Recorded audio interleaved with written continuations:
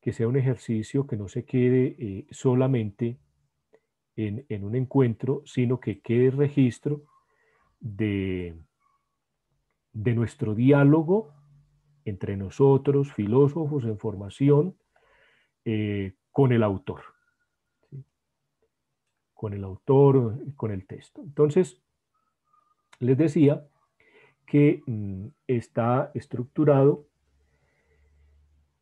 para estas sesiones y hoy vamos a abordar específicamente, yo lo llamaría como una especie de la introducción del diálogo, porque en él prácticamente se nos está contextualizando eh, una situación, un acontecimiento en particular, que es el de Sócrates.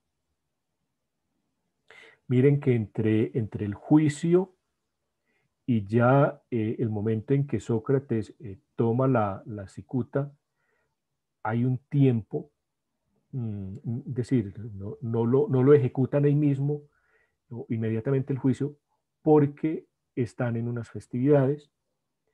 En esas festividades no se puede matar a nadie. Tienen que esperar que esa peregrinación de esa embarcación que va hasta Delfos, hasta Delos, regrese. Y una vez regresa, entonces ahí sí se puede dar muerte a Sócrates. En el entretanto de esa celebración, que es una celebración piadosa, ¿sí? Es una ironía porque uno de los argumentos para condenar a Sócrates es por impiedad, pero él se acoge a esa situación y entonces en ese entretanto del juicio y de la muerte eh, se, se da este diálogo y es precisamente cuál es la actitud de Sócrates ante la muerte y cuál es la tesis que en esa introducción Sócrates está formulando. Dentro de 8 días, que va a ser una lectura bastante larga porque creo que la más extensa, está el cuerpo del diálogo porque están enunciados, están desarrollados 4 argumentos con unos contraargumentos, ¿sí? Porque precisamente ese es el ejercicio filosófico. Casi que a través de este diálogo estamos aprendiendo a hacer filosofía, a enunciar una tesis, a exponer unos argumentos, a recabar unos contraargumentos. Y la tercera sesión, que es dentro de 15 días, es prácticamente la conclusión, ¿sí? El gesto socrático, ¿sí? Con eso estaríamos terminando esta lectura, ¿sí? Entonces, es muy importante que todos estos detallitos los vamos tejiendo, ¿sí? Los vamos articulando con el ejercicio de lectura. Entonces, ¿quién quiere iniciar con la primera contribución? Los que hubiesen leído atentamente el texto, no lo vamos a leer, insisto, este club de lectura no es un encuentro para leer un libro, es para hacer lectura atenta de un libro a través de un diálogo entre filósofos en formación y un texto, un autor, ¿sí? Y entonces, esas formas de acercamiento al texto, por eso es necesaria una lectura previa al texto. ¿Quién quiere empezar? Bueno, Kenny y Brian. Adelante, por favor, Kenny. Muy buenos días. Primero, pues, agradecer estos espacios, ¿sí? Y me identifico, mi nombre es Kenny Peña, estudiante de filosofía, vivo en la ciudad de Cúcuta, en la calurosa Cúcuta. Agradecer, pues, primero que todo al profesor, al doctor y a todos los que aquí nos acompañan. Voy a ser muy honesto, ¿sí? Lo de la nomenclatura, sinceramente, pues, no lo comprendía muy bien. Ahí decía hasta la 69E y de verdad les soy sincero, llegué hasta la 80 y pico A. Sí, leí hasta la 80 y pico A porque no encontré esa 69E por ningún lado, sinceramente no la encontré, entonces pues yo seguí leyendo. Yo seguí leyendo porque a lo que empecé a leer pues es muy, o sea, se adentra mucho uno y empieza a ver ciertas cosas, aunque pues esto hay que eliminar prejuicios para poderlo leer, ¿no? Pero encuentra uno muchas transformaciones de esto mismo, de este diálogo que, con lo que se ha sujetado la civilización, ¿no? Y lo decimos ahora, ¿no? Porque veo mucho de las religiones monoteístas acá. Y con lo que he leído me queda una reflexión sobre, y más en estos tiempos de pandemia, sobre esa idealización que le hemos hecho a la vida, diría yo, y de lo que veo ahí y me llama mucho la atención es que me queda la reflexión sobre Sócrates o quien haya escrito Platón, como que nos invita a una reconciliación con la muerte, como que nos invita a una reconciliación con la muerte porque en una explicación como sencilla o sintética, es que no hay otra manera de que haya vida y antes no hay muerte. Entonces debemos estar siempre dispuestos a morir. ¿Sí? Y creo yo que de pronto para todos nosotros como seres humanos, que nos reconozcamos seres humanos, que vivimos y morimos, pues una actitud de reconcilio con la muerte nos evitaría ciertas penas y ciertos afanes que nos conlleva la vida, ¿no? Esa es una reflexión que me queda, pues es como la opinión, la perspectiva que ahorita tengo. O sea, he visto muchas más, pero es como la que más me ha llamado la atención, ¿no?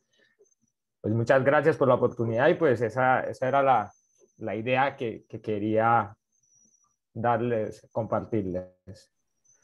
Muchas gracias, Kenny. Bueno, les cuento antes de darle la palabra a Brian, luego a doña Yolanda, luego Edwin y Margarita. Hoy el compañero Edwin Tamayo nos está apoyando con la elaboración del protocolo. La idea es que cada sesión quede con un protocolo. De ese protocolo, al final ya de todo este taller, de estas sesiones, elaboraremos un working paper y de acuerdo a las posibilidades que da la universidad de publicarla con el sello editorial, nos dan un handle y los coautores de ese working paper podrán registrarlo como un producto en su CBLAC en MinCiencias, ¿sí? Entonces, la idea es que estos ejercicios, agradezco a Kenny uno, por la concreción de su participación, por la forma estructurada como lo hizo, porque, insisto, será un encuentro a través de esta plataforma, será publicado en YouTube, esas ideas serán recogidas en los protocolos y los protocolos finalmente serán sistematizados en un working paper para que este ejercicio pues sea un ejercicio que tenga un rigor, que tenga un contenido y que tenga una visibilidad finalmente de todos estos espacios. Entonces, no perdamos eso de vista. Brian, por favor. Disculpe, profe, antes de la interrupción intervención de Brian, es que no encuentro la opción para levantar la mano y me gustaría participar. Si gustas, te puedo indicar, hay una parte, bueno, esto está en inglés, debe ser reacciones y dice lower hand, con español debe decir levantar la mano. Están en las interacciones y justo abajo hay un botón, una barra horizontal y ahí levantas y aparece el proceso. En reacciones no me aparece la levantar la mano, solamente el dedito arriba, aplauso y otras, pero no veo para levantar la mano. Incluso, compañero, puedes encontrar la opción en participantes, allí en más al lado de compartir pantalla, participantes, y en la parte inferior derecha aparece la casilla de levantar la mano. Aparecen 3 casillas inferiores, que es invitar, silenciar y levantar la mano. Eso es, sí. Gracias, muy amable, sí lo encontré, gracias. Perfecto. Listo. Cualquier cosita, aquí estamos. Adelante, Brian, por favor. Listo, muchas gracias, profe. Compañeros, mucho gusto. Qué rico encontrarnos en este espacio, apenas iniciando por mi parte de la carrera. Mi nombre es Brian Steven Duque, como lo podrán encontrar, y soy estudiante de primer periodo del programa de filosofía. Más que una reflexión a fondo sobre el primer apartado del diálogo del FEDOM, yo quisiera resaltar un punto o un tema que me parece transversal a toda la parte, por lo menos inicial, que nos recomendaron en la lectura para este diálogo, y es el tema de la justicia. La justicia como noción previa a la reflexión sobre la muerte y la actitud que Sócrates tuvo hacia la muerte. ¿Y por qué resalto esta noción previa de justicia? Porque encuentro como algunas claves de lectura desde allí y algunas referencias a un origen quizá poético del pensamiento de Sócrates, pues a través de la pluma, claro, de Platón y en la narración de Fedón sobre este tema, y es, por ejemplo, las similitudes entre Sócrates y Teseo en clave de justicia, y si encontramos aquí la referencia muy temprana ya a Teseo, que es ese periodo de suerte que suspendió temporalmente un poco la ejecución de Sócrates, esta suerte que es una peregrinación que los atenienses hacen de una nave a Delos, si bien nos remite al mito de Teseo desde la perspectiva de Plutarco, podríamos decir, lo cierto es que hay una referencia históricamente más remota, que es, aquí nos la ponen literalmente, que es los famosos 2 veces 7, y esos 2 veces 7 aparecen en una primera instancia en la Oda 17 de Baquílides. Es donde encontramos eso de los 2 veces 7, que es una forma, un recurso mejor literario para referirse a los 14 jóvenes que eran enviados en esta peregrinación. Entonces, ¿a qué clave de lectura me refiero con esta referencia y este origen poético? Es a la referencia de ese periodo de peregrinación que se suspende la ejecución de Sócrates porque entra en un estado de purificación o de honor a la justicia que hacen los atenienses en la peregrinación, y se suspende la ejecución de Sócrates. Es decir, que los atenienses, su concepción de justicia, incluso la justicia derivada de los 9 magistrados que juzgan a Sócrates, consideran que no es justa la ejecución de un hombre, así sea por decisión del pueblo a través de los 9 magistrados. Entonces, allí encontramos una primera contradicción entre que se piensa que se está haciendo justicia con Sócrates, pero a la vez la peregrinación suspende la realización de esta supuesta justicia. Entonces, esto pienso que es una clave transversal para entender todo, y aparte la simbología que podemos encontrar en la Oda 17 y a lo largo del diálogo de Sócrates, por ejemplo, el número de acompañantes de Sócrates y los 2 veces 7, por ejemplo, los símbolos o las gracias que otorgan los dioses a Teseo, y el entretejido dialógico de Sócrates, un tejido, y en Teseo se hace referencia al tejido de las prendas. Son varias cosas que analizar en clave poética el diálogo nos va a ofrecer bastantes cosas. Y también frente a la justicia y la recepción que Sócrates hace de su suspensión temporal, incluso de la ejecución, podemos ver el concepto de prisión, que Sócrates, no sé si alcance a entrar en el pequeño apartado que vamos a analizar hoy, pero Sócrates concibe la prisión como el cuerpo, como la prisión que los dioses designan a cada alma para que esté en esta mazmorra corporal, y la libertad solamente significa la muerte, pero él a su vez está también en una prisión impuesta por los hombres. Entonces es una doble noción de prisión, una resonancia que ya Sócrates está. Entonces, reflexionar sobre si realmente Sócrates está viviendo en una prisión por la limitación de su movilidad o de su libertad terrenal, o simplemente la verdadera prisión que él ya siempre ha vivido es la prisión de los dioses, de la cual la muerte solamente lo liberará, y su estado en esa prisión es simplemente la gracia de los dioses para él transitar su periodo de purificación y de concepción más radical de lo que es la justicia y por supuesto posteriormente la muerte. Entonces, les recomiendo mucho para, por ejemplo, identificar algunas similitudes entre Teseo y Sócrates a partir de la expresión los 2 veces 7 y de Baquílides, un texto que hay en internet que se llama Los 2 veces 7, Baquílides y el Fedón de Platón. Está hecho de la institución pues de la Javeriana, de la Universidad Javeriana, y pues allí nos dan algunas claves de lectura y pues ya también parte fue la reflexión que hice a partir de estas dos similitudes, el concepto de justicia que hoy está tan abandonado y tan pervertido, a la puridad poética incluso que teníamos en esa época. Entonces, ese es mi aporte, profe. Muchas gracias. Muchas gracias, Brian. Muy, muy completo el aporte. Claro que sí, es muy rico que en este espacio tengamos mm, la posibilidad de tener personas con una formación,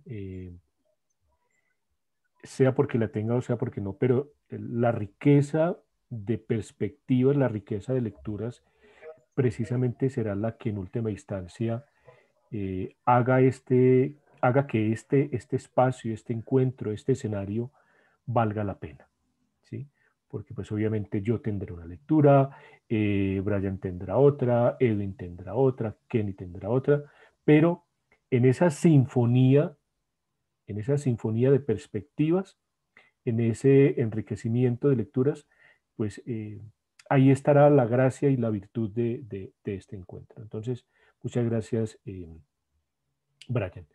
Continuamos con doña Yolanda y celista Edwin Tamayo.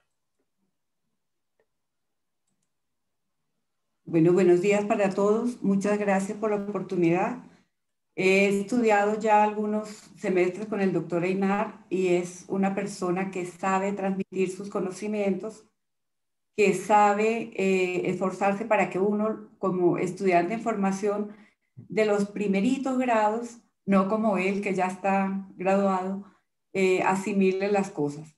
De la lectura que hicimos de Platón, podemos analizar, podemos entender que toda vida nace de la muerte y que toda muerte lleva a la vida. También podemos analizar que Sócrates, una vez que fue soltado de los grillos, dice que el dolor y el placer van unidos, van uno después del otro, sea el dolor primero y luego viene el placer o al revés. Esto nos da una noción de que la vida es compleja, según mi entender. La vida es compleja, pero todo tiene su razón de ser y su compensación. Y bueno, al final él dice que como todo filósofo no le teme a la muerte porque es un paso a una vida después de la vida donde el alma que va a quedar en el Hades va a volver después a otra nueva vida.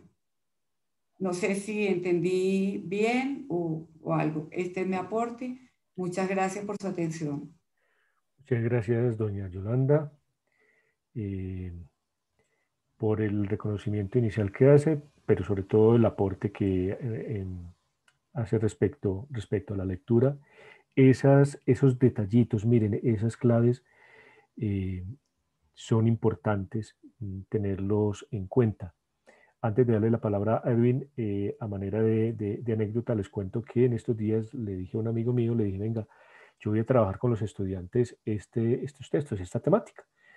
Pues total, el año pasado en filosofía comimos virus, comimos biopolítica, todo lo que más pudimos, ¿sí? Todos los filósofos se centraron en eso, pero el asunto de la muerte estuvo relativamente descuidado, ¿sí? Ahí hay mucha cosa que recuperar. Y me dijo, no, hermano, yo a ese espacio no voy porque yo no me quiero morir. Y yo le dije, es que allá no va a ir nadie que se quiera morir. Antes es alguien que quiera resignificar su vida a partir de un diálogo en torno a la cuestión de la muerte. Adelante, Evin. Bien, buen día para todos. Esta es una intervención un poco breve desde mi perspectiva como lector y quiero partir de una cita que dice Sócrates: qué extraño, amigos, suele ser eso de que los hombres denominan placentero, y eso placentero va en relación a lo que menciona la compañera, puesto que cuando están los grilletes en la pierna siente el dolor, pero sigue sintiendo un placer al hecho mismo de saber que se va a morir, que se va a despedir de una vida, que es una vida aprisionada no solo por el cuerpo, sino por una representación de los dioses que lo cohíben, de un entorno de libertad y de decisión. Eh, yo lo que creo en este entorno a la muerte es que hay una inmortalidad que Sócrates nos refleja, y es una inmortalidad que quizás pues el gran Jorge Luis Borges, ya saliendo un poco de la filosofía en el cuento del inmortal, cuando el inmortal se despide de Homero en aquellas puertas, que no dice ni adiós ni nada, porque quien dice adiós no se pueden despedir dos inmortales. Creo que la muerte representa una doble vida en la medida en que es una inmortalidad, es un acercamiento a lo divino, y hacer en tanto se muere una representación de una deidad, puesto que ya nos desplazamos al Hades, nos desplazamos de una vida que ha dejado de ser y caemos en un plano eterno. Y en este plano eterno, la conciliación con una vigilia eterna, pues es un tema atemporal también, y es un tema de eternidad. Y otro punto que me parece muy importante de destacar es que creo que Sócrates no tenía una vuelta atrás, no podía retractarse primero, porque sus argumentos pues, no fueron tan aceptados por Meleno, ni Atino, ni Licón, o sea, el poeta, el político y el orador, sino que estos argumentos, esta forma de educar también lo precipitaron a la condena, como que se esperaba un estado humilde de un gran pensador, y lo que encontraron fue un doble argumento de senténcienme, ya he hecho lo que hice, estoy dispuesto a morir. Y por último, hay una cuestión que se toca, que es con respecto al suicidio, que hay una parte donde el suicidio no es bien visto por el filósofo, puesto que es arrebatarse la vida y no dejarse que la vida se vaya por sí misma en relación a los acontecimientos pues, históricos que se dan en esta época. Gracias. Muchas gracias, Edwin. Sí, efectivamente, el asunto del suicidio entra en discusión. Y el asunto de la coherencia de vida. Muy seguramente Sócrates tuvo la oportunidad siendo la persona que era, de tener influencias, de que alguien le abriese las puertas de la prisión por la noche, y que él se desterrara, que se fuera pero no fue así. Y entonces es el asunto también de la coherencia, y como les decía ahorita, alguien que, entre otras cuestiones, fue condenado por impiedad, fue el más pío de todos en cuanto a, no solo en cuanto a la religión, sino en cuanto al cumplimiento de la ley. Continuamos con Margarita y se prepara Alexander. Listo, bueno, a mí me llamaron la atención varias cosas. Para comenzar, me llamó la atención la curiosidad de saber cómo habían sido y cuáles habían sido las circunstancias de la muerte de Sócrates, cómo se sentía, quiénes estaban, porque creo que más allá de una cantidad, puede ser de datos históricos o de referencias incluso a otros filósofos de otras escuelas, puede ser, creo que representa más bien es la curiosidad humana por saber qué es morir y qué pasa después de morir y qué se siente cuando se va a morir.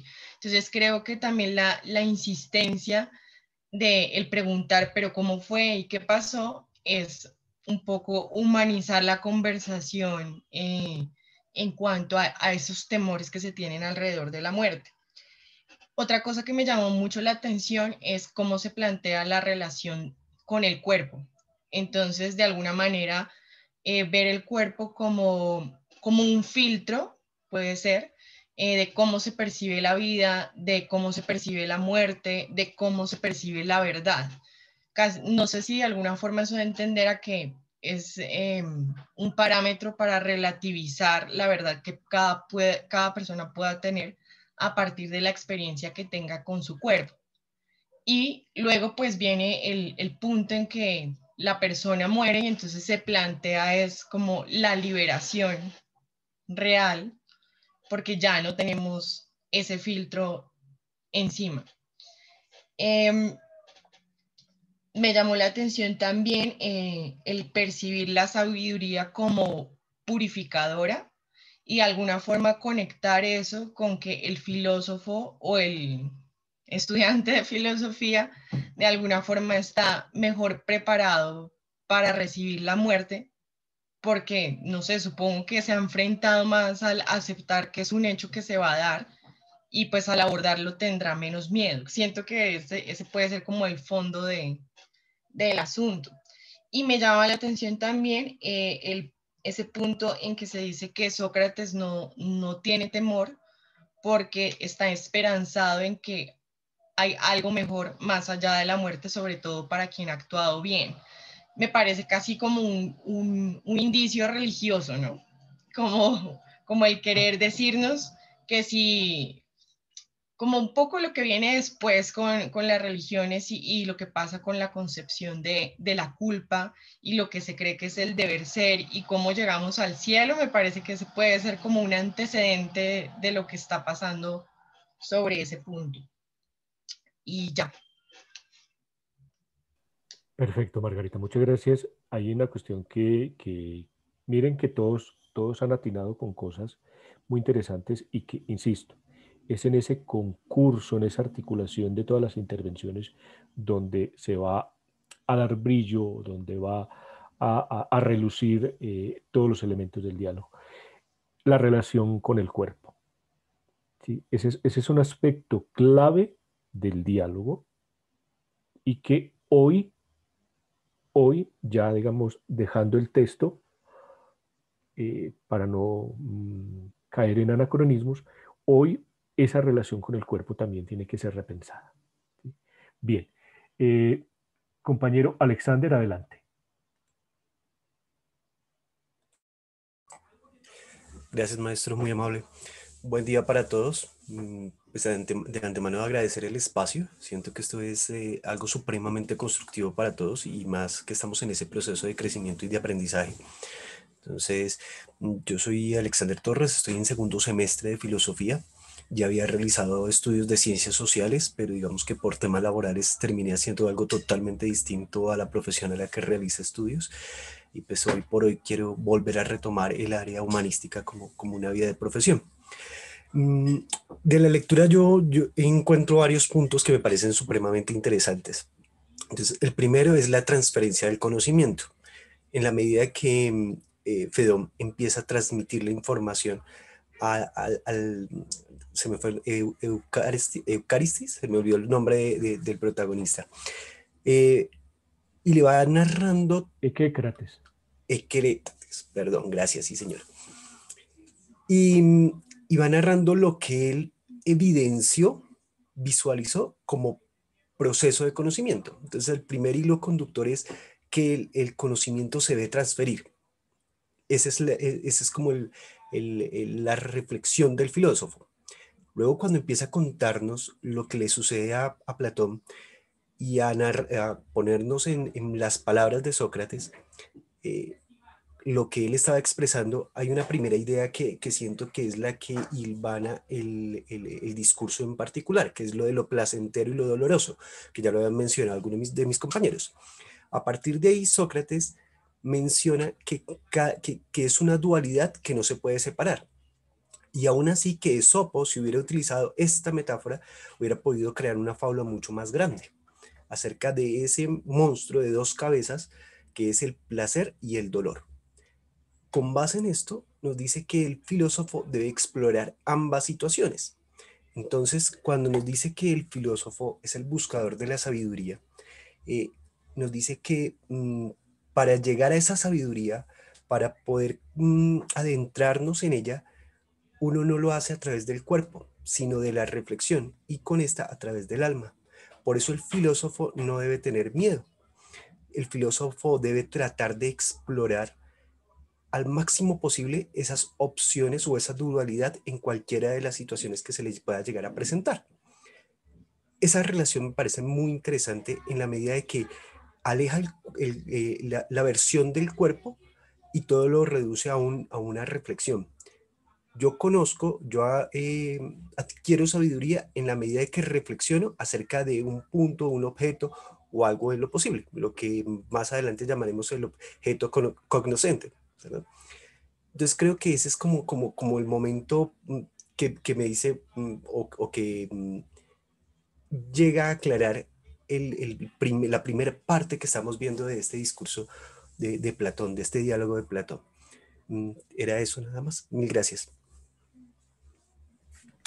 Muchas gracias, Alexander. Efectivamente, el asunto del conocimiento también es fundamental en el diálogo, ¿sí? Creo que ese tema no lo podemos perder de vista y sobre todo el conocimiento filosófico, ¿sí? Será decisivo a lo largo de la lectura de estos 3 sábados, de estos encuentros, también cercar, advertir qué tipo de conocimiento filosófico era el que estaba en juego allí, ¿sí? Porque de igual forma, eso nos permite a nosotros rescatar muchos elementos que nos pueden servir para los ejercicios de hoy, ¿sí? Compañero Edinson y Miguel. Adelante, Edison, y se prepara Miguel. Muchas gracias, profesor Einar Iván. Muy buenos días a todos los compañeros. Sea lo primero manifestar de que no soy muy bueno para hablar, no soy muy buen orador. De hecho, creo que estos encuentros me van a aportar ciertamente ese apoyo para lograr, digamos, manejar y controlar tanto la oratoria. Veo que algunos compañeros sí tienen esa facultad, pero pues bueno, vamos a tratar de hacer lo que podamos. Hay 2 puntos que a mí me parecieron, pues uno interesante desde el punto de uno interesante y pues otro un poco más digamos, más profundo. El primer punto que me dio que me dio, digamos, cierto interés es, digamos, la referencia que hace frente a Jatimpa,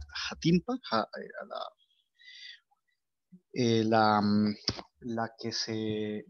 personaje dentro del texto eh, que desarrollan como la mujer del filósofo. Antipa. Digamos que, Antipa, correcto.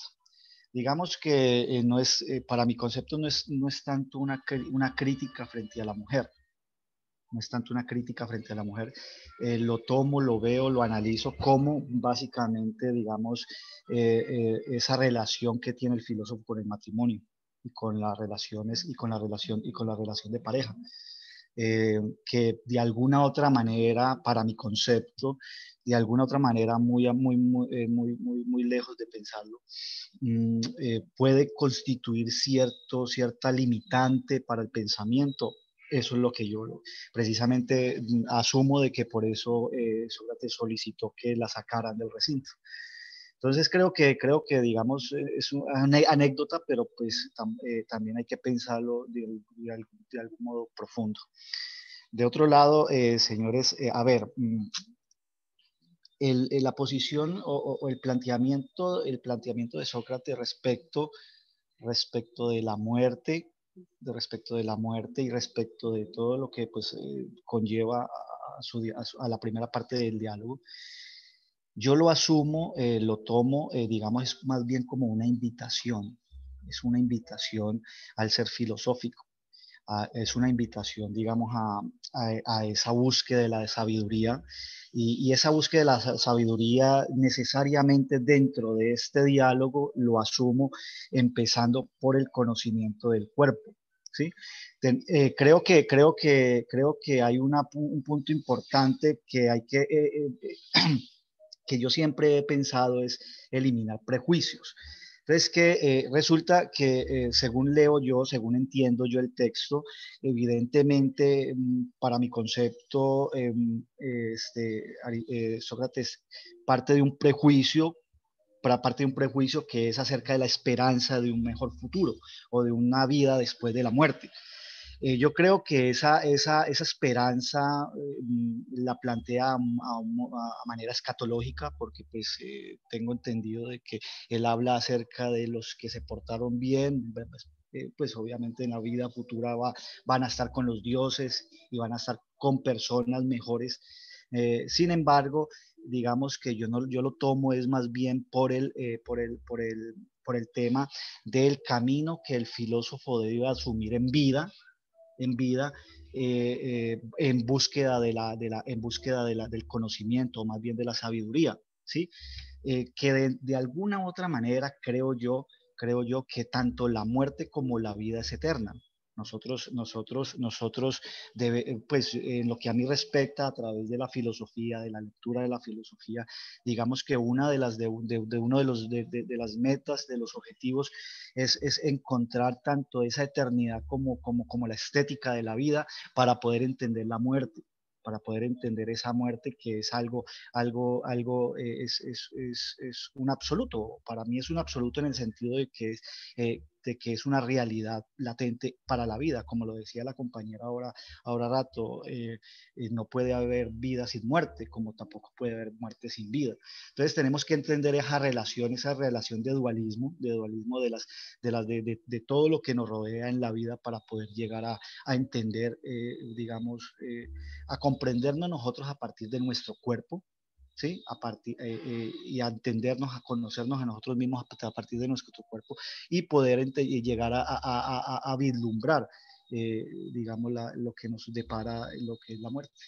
Creo que ese es el aporte mío, sobre todo el tema de la eternidad, de la eternidad que me parece que está implícita en el diálogo, en esa primera parte del diálogo. Muchas gracias. Muchas gracias, Edison. Claro que sí. Esa, casi que el asunto de la inmortalidad o de la eternidad, si se le quiere decir de esa manera, ese es el trasfondo eh, respecto a la muerte, respecto a la actitud del filósofo. eh,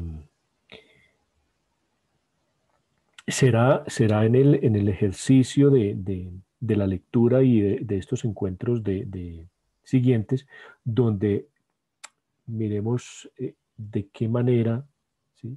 De qué manera el autor está dando una comprensión de lo que es inmortalidad, de lo que es eternidad. Miguel, adelante, y luego doy un aporte a la inquietud de Kenny Peña que está formulando allí en el chat. Adelante. Muy buenos días, doctor Einar, y muy buenos días a todos los compañeros. En la lectura, pues, me surgieron, pues, 3 inquietudes de las cuales, pues, quiero compartir. La primera es que noté que la dualidad del hombre, o sea, que refleja Platón, es una idea compartida también con Sócrates y muchos de los filósofos que están allí escuchando a Sócrates. Es decir, ellos también tenían como esa misma concepción del hombre en una dualidad de cuerpo y alma.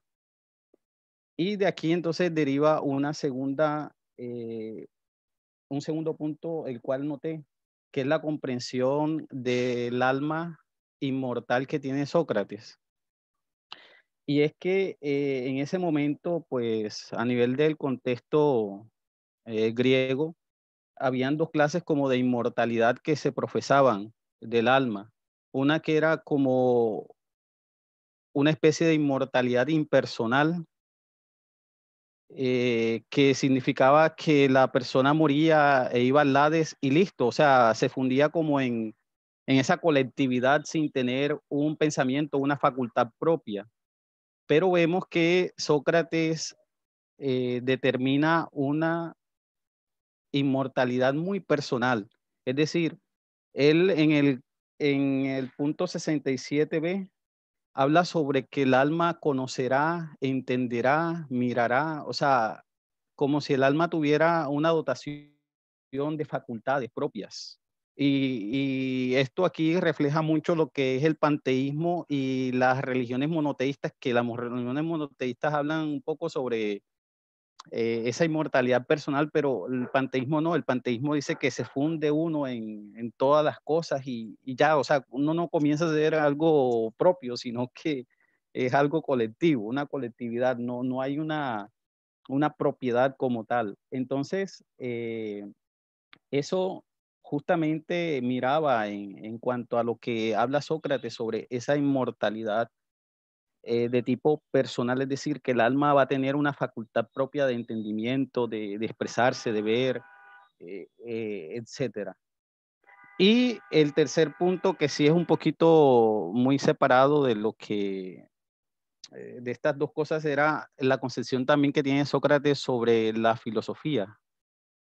Dice que Cebes le pregunta o le lleva un recado de Beno sobre por qué está haciendo poesía. Como quien dice, tú no hacías poesía, pero ahora estás haciendo poesía, ¿por qué? Entonces él le comienza a comentar, pero lo que más me llama la atención es que él, en el comentario que hace, dice que él hacía filosofía porque él creía que era la poesía de ese momento. Entonces ahí une la filosofía como con las artes y describe las artes de una manera muy singular y muy hermosa. Las describe como aquello que da una parte espiritual que nos da calma frente a las cosas de la vida y al destino que el mismo hombre tiene, que es la muerte. Entonces la filosofía y las artes es como una forma de espiritualidad para uno vivir y desarrollarse en la vida para terminar en lo que le toca a uno al final, que viene siendo la muerte. O sea, es la forma como de vivir bien a través de la filosofía y de las artes para esperar ese momento que es, aunque no lo quiera uno, pues es evidente que le va a llegar. Entonces uno se prepara a través de la filosofía, del arte para poder asumir ese reto que se le viene. Entonces eso también me causó allí, me llamó mucho la atención y esto era lo que quería compartir con ustedes. Muchas gracias, Miguel. Bueno,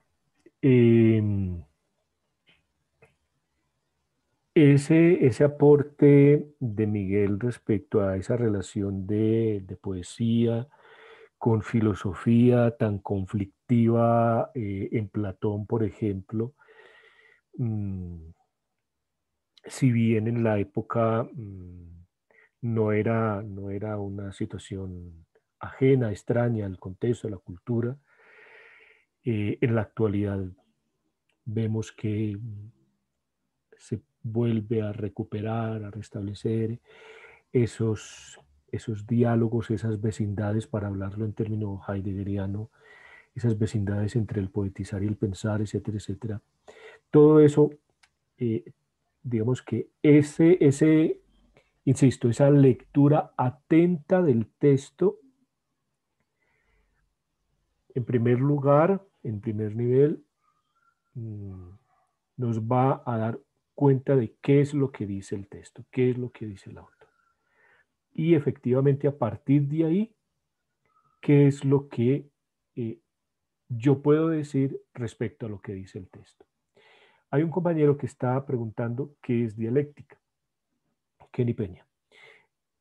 No voy a dar una definición escolar, porque en los manuales de filosofía se encuentra que es el método platónico a partir del cual se llega al conocimiento formulando tesis, antítesis, o preguntas-respuestas, o un diálogo.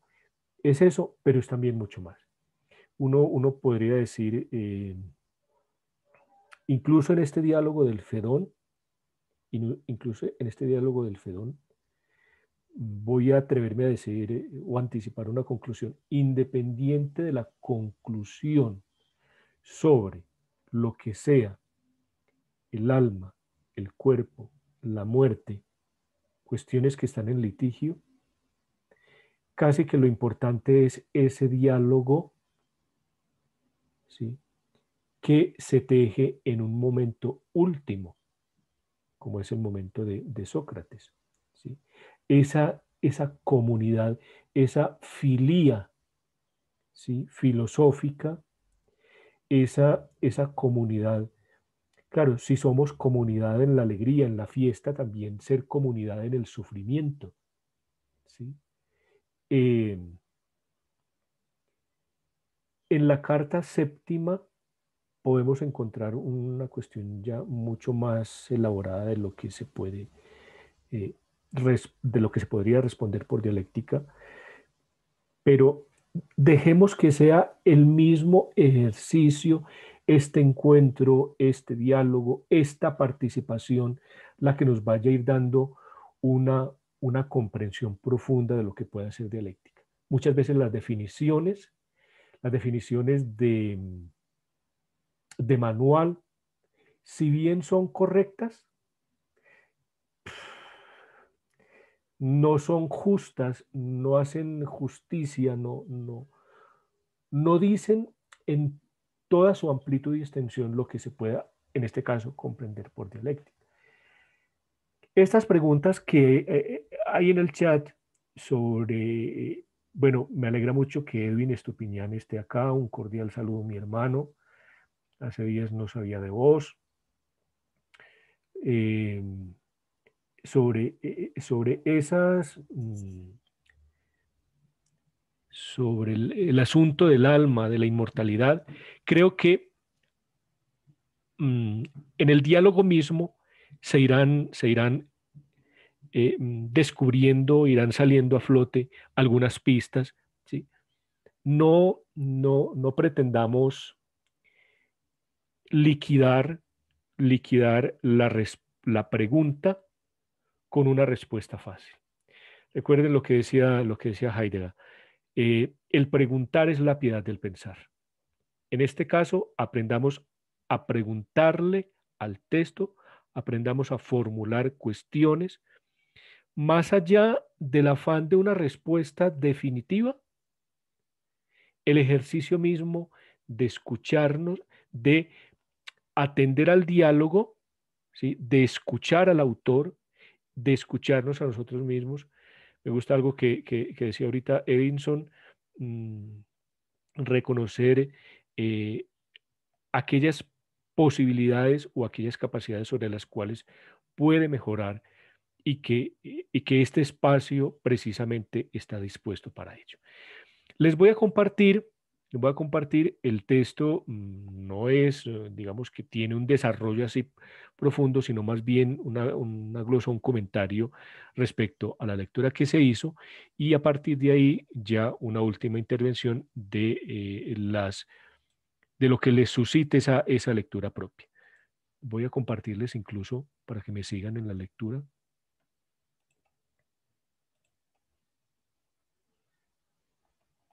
Sí, este es. Bueno, la actitud del filósofo ante la muerte. El Fedón es un diálogo de madurez, entonces aparece junto con el banquete, la República y Fedro.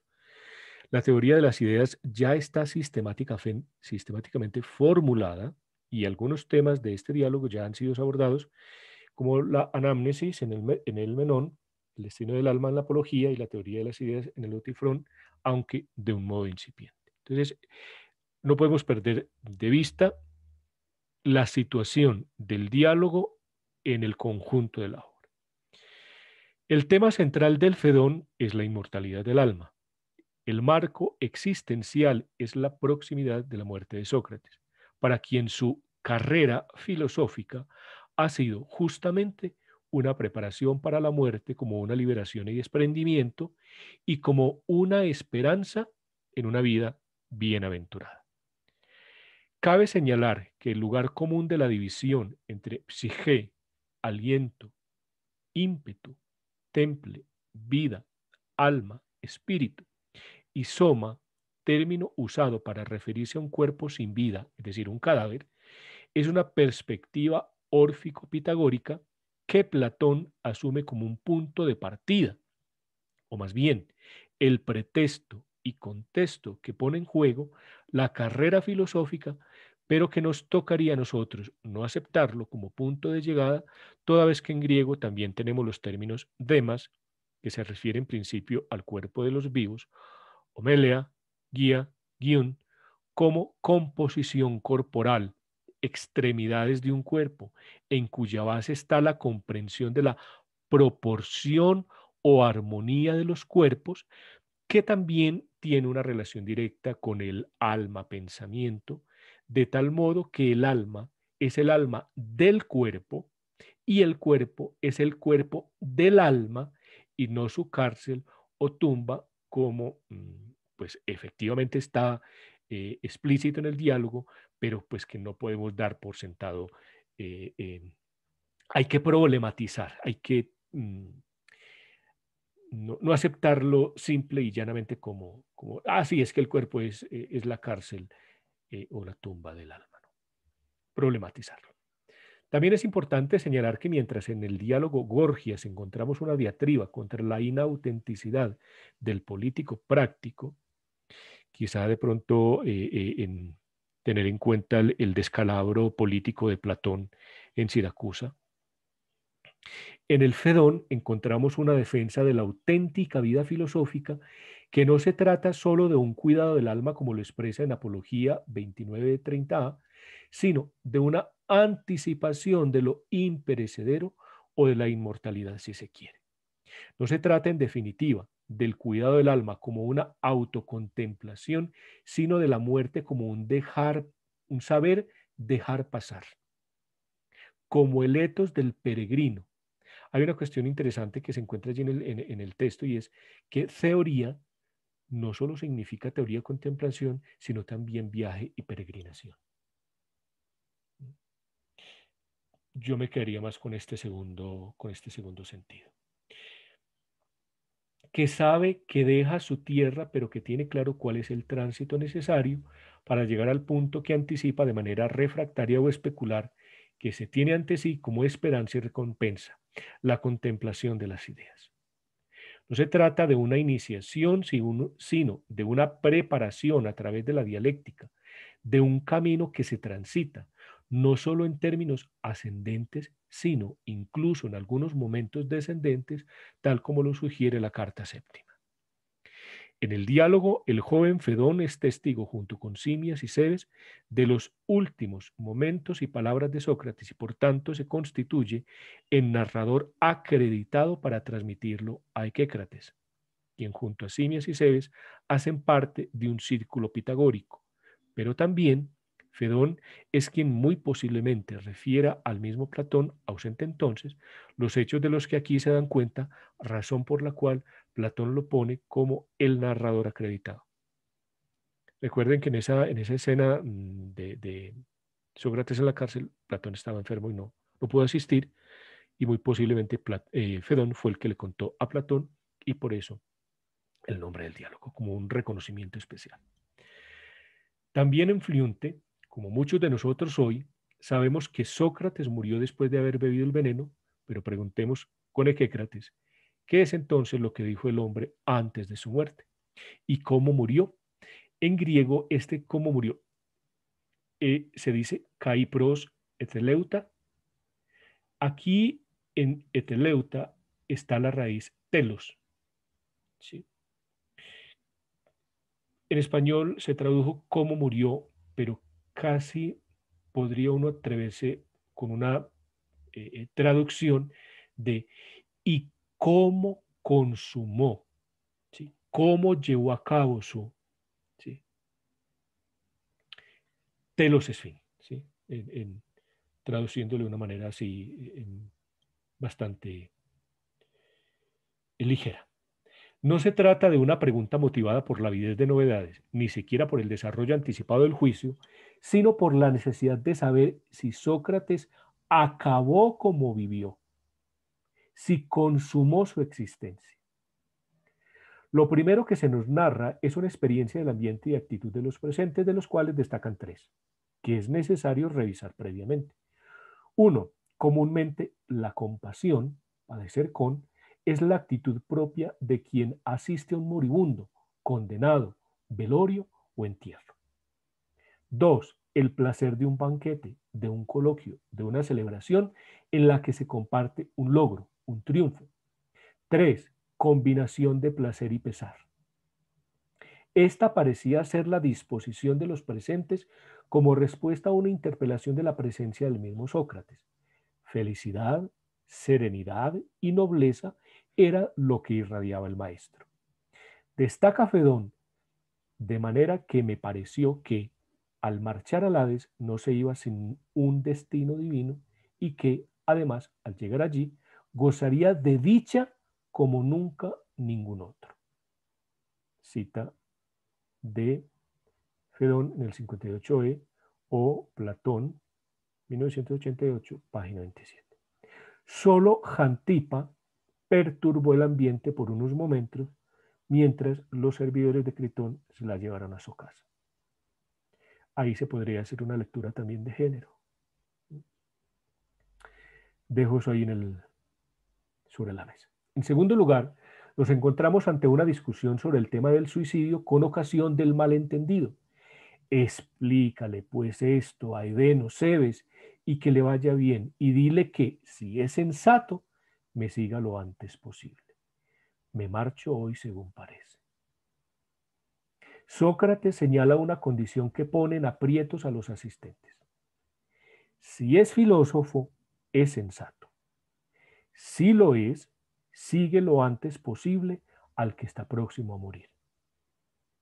Que Sócrates no se está refiriendo al suicidio en particular, lo leemos en los siguientes términos. Probablemente no se hará violencia, pues afirman que no es lícito. El pitagórico Cebes pregunta con asombro, ¿cómo dices eso, Sócrates, de que no es lícito hacerse violencia a sí mismo, pero que estará dispuesto el filósofo a acompañar al que muere? Esa cursiva es mía, se me olvidó poner la anotación ahí. Una explicación que da el condenado por impiedad es precisamente la más pía de todas. Si los dioses cuidan de nosotros porque les pertenecemos, darse muerte a sí mismo los irritaría, ya que les sustraería la posibilidad de la ocasión forzosa. Cebes y Simias cuestionan a Sócrates, ya que, según ellos, lo inmediatamente dicho se contradice con la actitud del mismo Sócrates, quien parece que es a él a quien aplica el dicho, los filósofos fácilmente querrían morir. Es el reclamo de los amigos que se rebuscan en el sentido fuerte de la expresión cualquier argumento para que Sócrates decline y huya.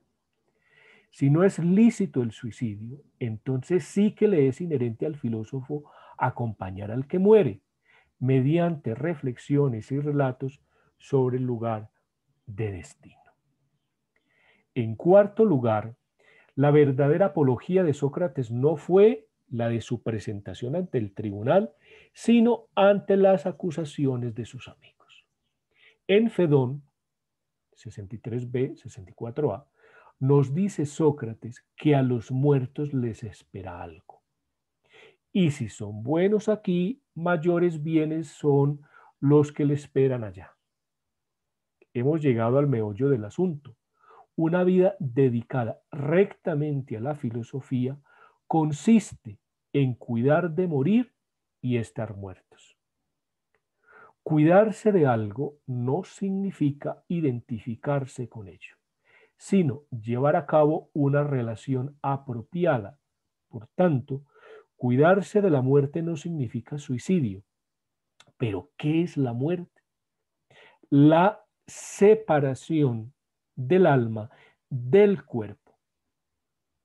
Que el alma se separe del cuerpo significa que el alma es en sí misma, como la fisis, que es lo que surge, y el cuerpo es por el alma. De ahí que el verdadero filósofo no ponga al cuerpo en el centro de sus cuidados, sino que, apartándose de él, está vuelto hacia la liberación del alma. En esta pandemia, cómo ha sido nuestra relación con el cuerpo, qué prácticas hemos disgregado y superpuesto. Pero el filósofo no solo muere un poco al descentrarse del cuerpo, sino al poner en suspenso la autoridad de los sentidos, toda vez que ni siquiera la vista y el oído, con ser lo que son, alcanzan total exactitud y claridad. El verdadero filósofo, pues, muere en tanto y en cuanto queda a solas con su alma, dialoga ella misma consigo misma, reflexiona a fin de aprender la verdad, vale decir, cuando tiende hacia lo que es, cuando contempla la patencia o asiste al desocultamiento de lo real. Miren que desocultamiento, el prefijo está en cursiva porque es precisamente un ejercicio de correr el velo. Nos acercamos pues a la verdadera actitud del filósofo. Los que de verdad filosofan se ejercitan en morir. Ejercitarse en morir, pues, supone no solo un descentramiento del cuerpo, una, si se quiere hablar en términos fenomenológicos, una epogea de todo aquello que se juzga, se nos impone por válido, en definitiva, una desconexión de la actitud natural y sobre todo suspensión de la validez del mundo. Hay que tener en cuenta que en filosofía, cuerpo, y esto lo tienen mucho más claro los alemanes, cuerpo tiene dos sentidos, como corpus, como objeto, y cuerpo, life, como órgano, ¿sí? Más dinámico, ¿sí? El cuerpo es un objeto, cambio el cuerpo como life es un organismo dinámico. ¿Sí? Solamente así, según Sócrates, estaremos en condición de consentir la tesis de la existencia de las ideas, lo justo, lo bello, lo bueno. Este ejercicio estaría orientado a la sofía, sabiduría teórica y técnica. También supone la sofrosine, esto es, moderación, cordura o sensatez, lo que estaría apuntando a la frónesis, vale decir, hacia la sabiduría moral y práctica. ¿Sí? Miren cómo el asunto no es una cuestión solamente teórica, sino también una cuestión práctica. En sofrosina y frónesis también hay unas partículas,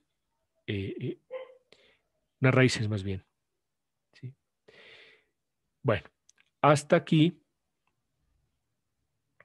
llega mi comentario, mi escrito. Ya esto es de la próxima sesión, el próximo sábado, la inmortalidad como horizonte de comprensión de la muerte. Quiero escucharlas, qué impresiones les deja esta lectura de mi parte, qué podemos ir concluyendo de este encuentro de hoy, de este primer contacto con este texto del Fedón. ¿Quién quiere empezar? Bueno, Brian, Kenny. Adelante, Brian, y se alista Kenny. Gracias, profe. Pues primero la mano la tenía levantada antes de que usted hiciera la lectura, entonces tenía otros apuntes que quería compartir, pero entonces voy a cambiar el orden e inicio por su lectura. La reflexión final que podría ser con base tanto en la lectura del Fedón como en la lectura de sus apuntes y conclusiones, digamos, preliminares, podría ser que comparto lo de no dar como verdad sabida que el cuerpo es un recinto carcelario, sino plantear mejor el cuerpo como limitante. El cuerpo como limitante simplemente también lo plantea Sócrates de decir, bien, lo entendemos como prisión de los dioses, pero también el cuerpo es el limitante entre la filosofía y entre el ejercicio de la filosofía y lo que en realidad vivimos. ¿Y por qué limitante? Porque él dice, nosotros vivimos sometidos al cuerpo, sometidos a los placeres del cuerpo y al cuidado del cuerpo. Entonces, es esa dicotomía entre la corporalidad y los placeres corporales, que podría ser una corriente hedonista, y el ejercicio filosófico, que es un ejercicio del alma. Entonces, no es tanto el alma prisionera, sino el alma limitada en su tiempo de reflexión filosófica por los placeres corporales. Entonces, en la medida en que se reduzcan estos placeres corporales y este sometimiento, que también contribuye a ser un puente de conexión entre el alma y lo externo, entre el alma y la otredad, si se podría decir de alguna manera, entonces también podríamos hacer un ejercicio de libertad filosófica, de libertad del pensamiento, reduciendo el limitante, anulamos el concepto un tanto de prisión. Otro apunte que me lleva a pensar su reflexión es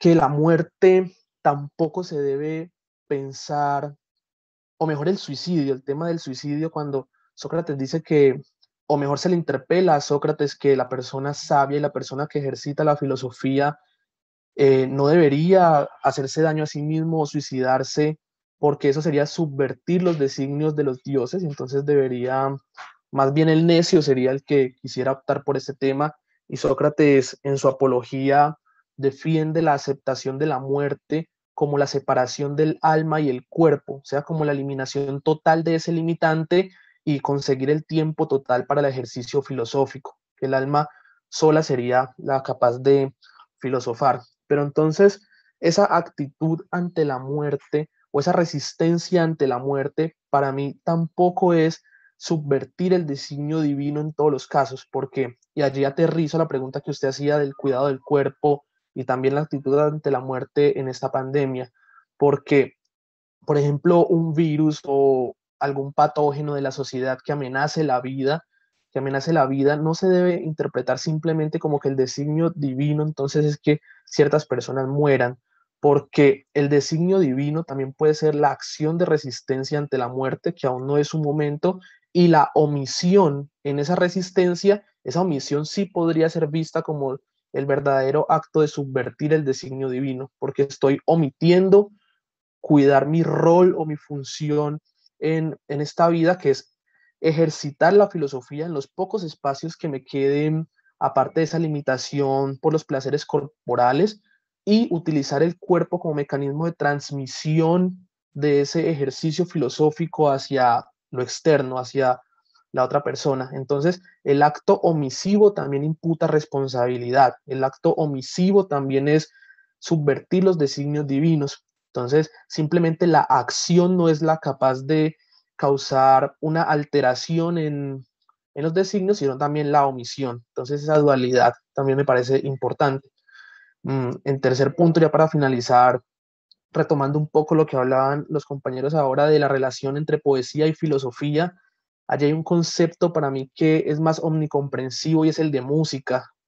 Sócrates habla de la filosofía como música, que él pensaba que estaba haciendo la música, pero allí hay una separación abrupta que se hace cuando Sócrates comprende que la filosofía no es tanto la música, sino más bien la poesía, y es el concepto de música como regalo de las musas.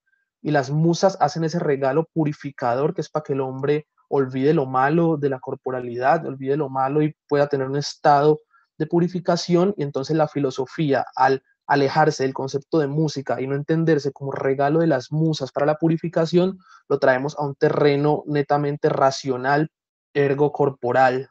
Entonces, más bien me parece una reafirmación de que la filosofía necesita el cuerpo, de que la filosofía necesita lo corporal y lo racional, porque lo racional, por más que queramos separarlo, deriva, así sea, del sentido contaminado que nos dan nuestros órganos auditivos, visuales, etc.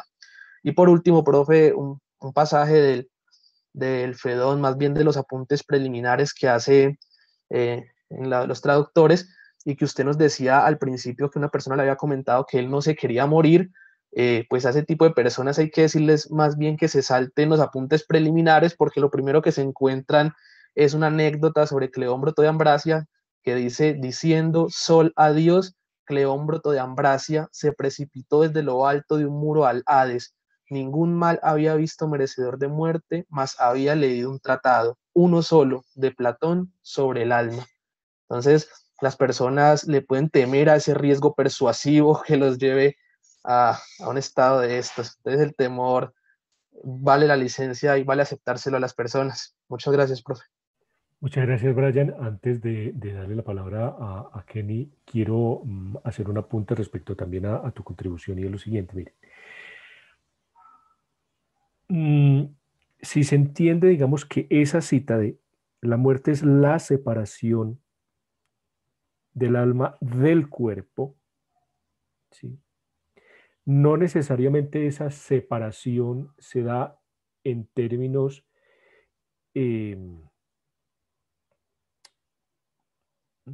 últimos, definitivos, solamente a través de la muerte, ¿sí? A través de la cesación de la vida, ¿sí? Lo que nos está diciendo Sócrates es precisamente, mire, incluso respecto a esa comprensión cotidiana de la muerte como cesación de la vida,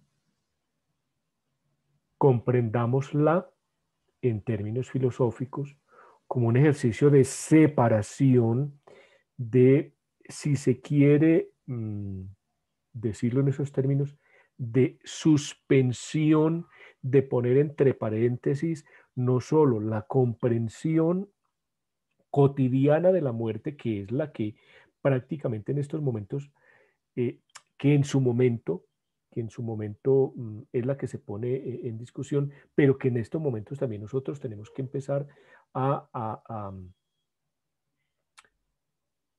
cuestionarla, a tematizarla, ¿sí? ¿Qué tipo de comprensión de la muerte es la que en una pandemia como esta se nos está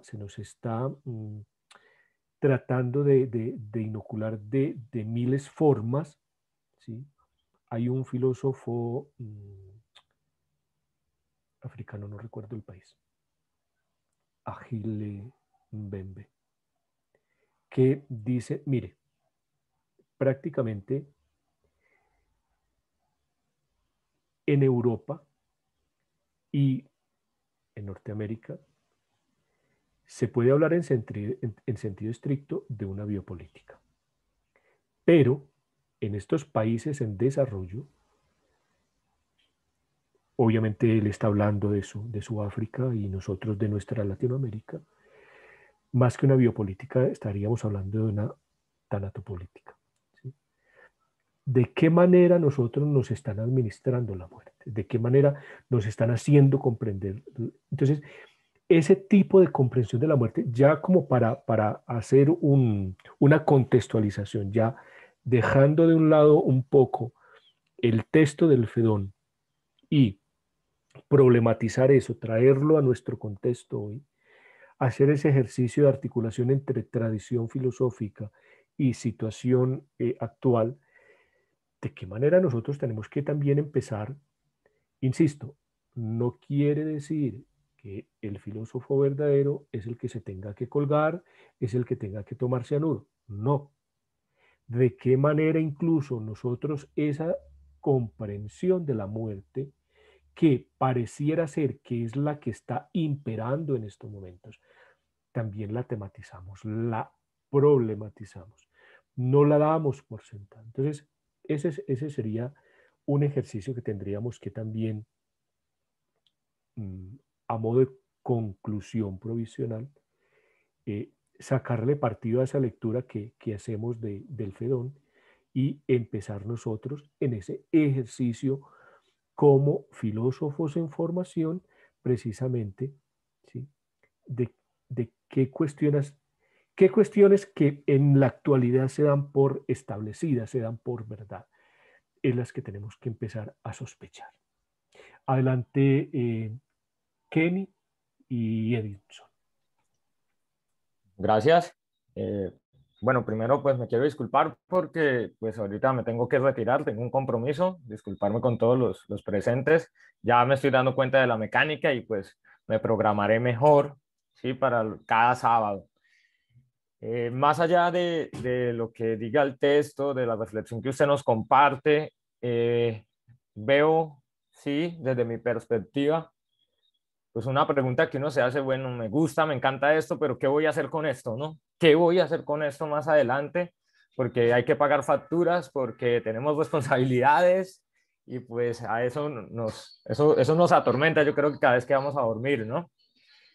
Y veo que lo que de fondo veo ahí es que nosotros no estamos para darle finales a las investigaciones, que las investigaciones son como nuestro argumento y que el preguntarnos, ya sea sobre la muerte, sobre el cuerpo, sobre el suicidio, no es para llegar a una respuesta definitiva como tal, sino es para seguir planteando ese problema conforme a la realidad que vivimos, en el contexto cultural que nos desenvolvemos. Por lo menos de verdad, actualmente pues eso, el problema del suicidio lo veo como un problema práctico, moral, que en los jóvenes se está viendo demasiado. O sea, cada día en las redes sociales los jóvenes, en vez de buscarlo en la filosofía, el problema del suicidio lo están encontrando es en Netflix, por así decirlo.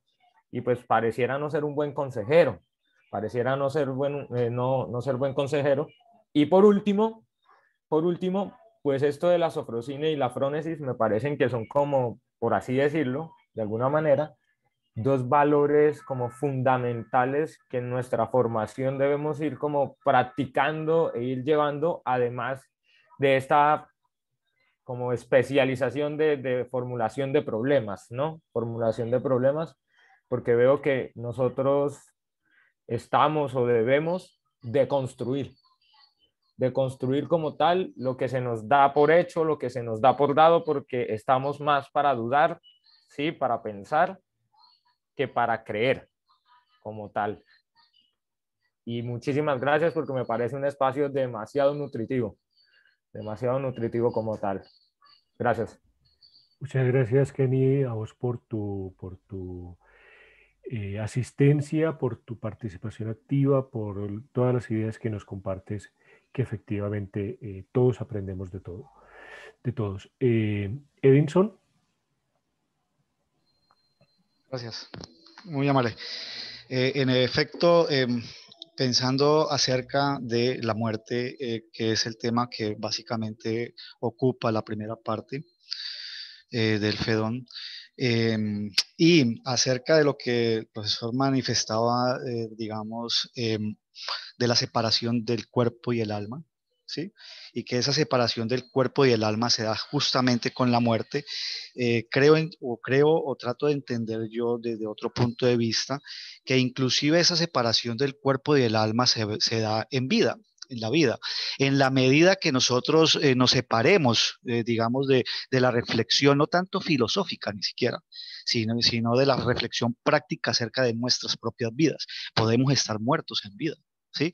De hecho, me aventuro a manifestar que desafortunadamente así es que nos han venido, o a la humanidad y sobre todo a nosotros que somos, digamos, parte de un continente, digamos, relegado, nos vienen acabando nuestra propia vida, o llevándonos a la muerte en la propia vida. Entonces, la invitación, digamos, o la reflexión, el análisis que yo encuentro desde ahora, como lo decía ahorita el compañero, es básicamente, digamos, encontrar nuestra propia reflexión en vida, ¿sí?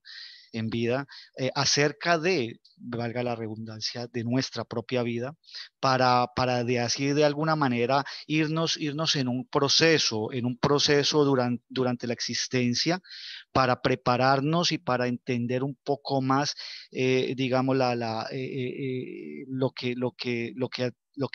lo que todos tenemos miedo, a lo que la mayoría le tiene miedo, que es a la muerte.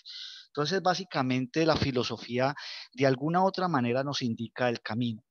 pero más que el camino, digamos, es asumir esa posición crítica y esa posición reflexiva frente a la vida para no morirnos en vida. Profe, muchas gracias por su acompañamiento, por todo esto, a los compañeros por la compañía aquí que tenemos y me pareció espectacular este ejercicio.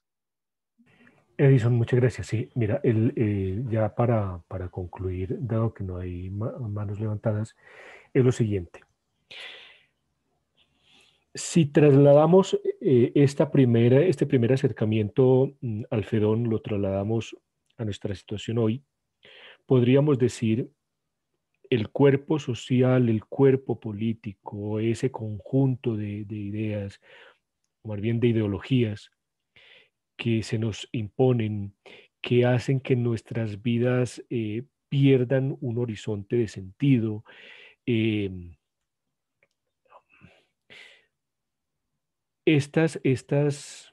Creo que lo que de una manera recrea, de alguna manera recrea la situación actual, son estas series, por ejemplo, Walking Dead, estas series de estas figuras que son como muertos vivientes, que son descerebrados, que son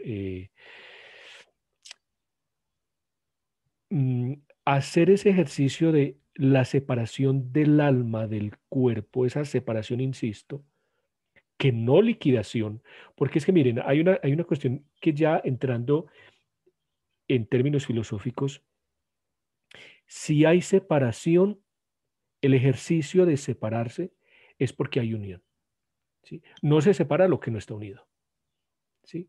Entonces, ese ejercicio de separación, ese distanciamiento, no supone en sentido estricto en vida una liquidación entre la relación del cuerpo y del alma, ¿sí? Lo que se pone en jaque con esa separación es precisamente la autoridad absoluta de eso que guía nuestra vida, que guía nuestra existencia. Entonces hoy podríamos hablar en el cuerpo como sociedad, ¿sí? El cuerpo político. Si en nuestro ejercicio filosófico nos separamos de esas ideologías imperantes, ¿sí? de todas esas cuestiones, de todos esos discursos que hacen que nosotros perdamos sentido, que perdamos autonomía, que perdamos libertad, que perdamos la posibilidad de resignificar la vida, la existencia, nuestro aquí y ahora, ¿sí? Dialogando con la muerte. Perdón, acerca de la muerte, ¿sí? Nos han vendido un discurso de la muerte como una cuestión trágica, una pérdida, algo a lo que hay que rehuir, ¿sí? Ese tema no se toca, ¿sí? Todavía no estamos vivos mientras nos morimos, vivamos, sí, pero entonces, ¿desde qué perspectiva vamos a resignificar la existencia? Si la muerte es esa última posibilidad, una posibilidad de las imposibilidades, es decir, a partir de la cual ya no hay más posibilidad para el ser humano, pues entonces en un ejercicio especular, ¿sí? De vida-muerte, si tengo, digamos que al frente la muerte y tengo aquí la vida hoy, aquí y ahora, mientras que pasa esto, ¿sí? Mientras que ya, digamos que en términos biológicos, mi cuerpo, esa masa corporal deja de funcionar, deja de respirar. ¿De qué manera? Entonces voy a resignificar mi existencia aquí y ahora. Creo que esa es la invitación, actualizando el discurso socrático. Mientras que eso pasa, miren en el entretanto del juicio y de la muerte de Sócrates. Miren, mientras que me llega la hora definitiva, entonces, ¿qué es lo que vamos a hacer con esto? ¿Sí? la bondad socrática con sus interlocutores.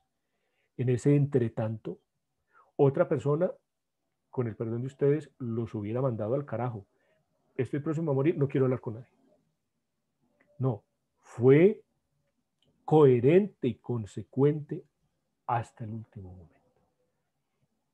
Y creo que es esa consecuencia y esa coherencia, esa búsqueda de sentido, ese no dar por sentado, ese no asumir lo que se nos impone como dado, sino problematizarlo. Ese es el ejercicio. Ese separar el alma, separación del alma del cuerpo, ese ejercicio de separación, es un ejercicio, es una tarea que todos los días tenemos que hacer. ¿Sí? De descentramiento. Y ese separar es poner entre paréntesis una voz absoluta, ¿sí? Y dar cabida a una alteridad. ¿Sí? Si el alma se separa del cuerpo, es porque, digamos que el cuerpo en algunos momentos de nuestra existencia tiene la voz absoluta de todo, y separarlo es decirle, hey, venga. Nietzsche habla del pathos de la distancia. ¿Sí? Ese ejercicio de separación, ese padecer un distanciamiento, no solo respecto al cuerpo, sino respecto a las verdades absolutas, respecto a esos discursos que nos separan de nosotros mismos, que nos desangran el sentido de nuestra existencia, que nos quitan la libertad. Ese es el ejercicio que hay que hacer en esa separación. Y no solamente el cuerpo en sentido de esta masa corporal que ustedes están viendo ahí, ¿sí? De qué otros cuerpos nos tenemos también que empezar a separar. Insisto, esa separación ocurre porque hay una relación íntima previa de unión, ¿sí? Entonces, son esos ejercicios los que tenemos que hacer. Bueno, nos fuimos 22 minuticos más del tiempo establecido. No les quito más tiempo. Total gratitud con todas sus participaciones. En el transcurso de la tarde estaré subiendo al canal el video, al correo al correo que ustedes tienen registrado en los datos que me proporcionaron. Les estaré enviando entonces el enlace del video. Allí también podremos seguir haciendo apuntes, resonancias de esa lectura, de este diálogo, de este encuentro, las podemos seguir registrando allí. Obviamente en términos respetuosos, en términos objetivos, en términos bien argumentados, ¿sí? Respecto a las posiciones de todos, incluyendo la mía. Si hay un argumento mejor, más plausible, exponerlo allí, porque de eso se trata. No siendo más, si alguien quiere hacer una participación final, despedirse. Doña Yolanda, muchas gracias. Realmente siempre es muy halagüeño que nos acompañe en estos espacios. Un fuerte abrazo para todos. Muchas gracias por la asistencia. Queda para la próxima sesión leer el Fedón. Es bastante larguito el texto. 69E,